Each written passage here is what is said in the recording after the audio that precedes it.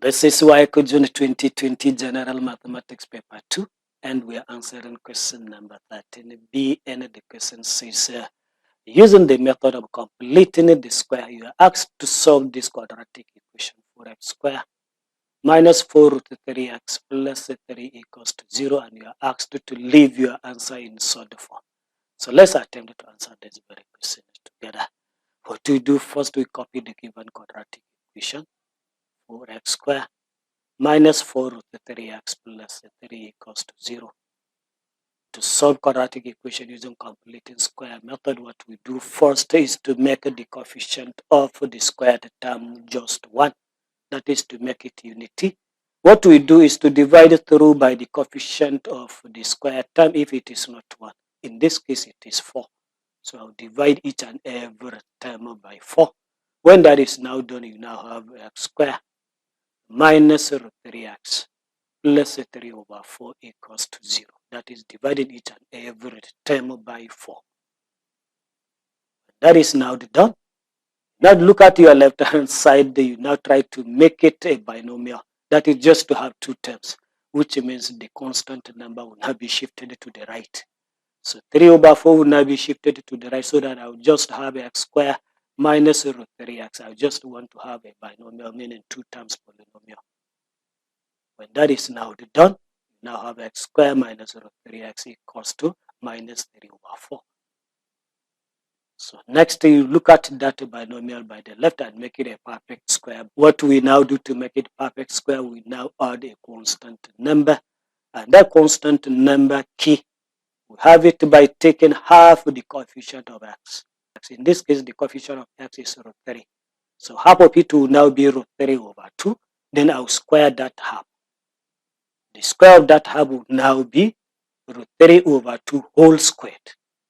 So root 3 over 2 whole squared, in the end, it will give you 3 over 4. Because root 3 square will give you 3 outside, and the 2 square will give you 4.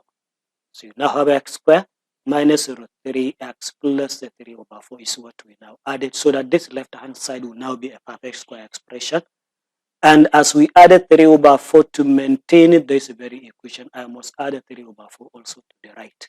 So I'm going to have minus 3 over 4, which I copied, plus 3 over 4. So we continue. So this left-hand side is now a perfect square quadratic expression.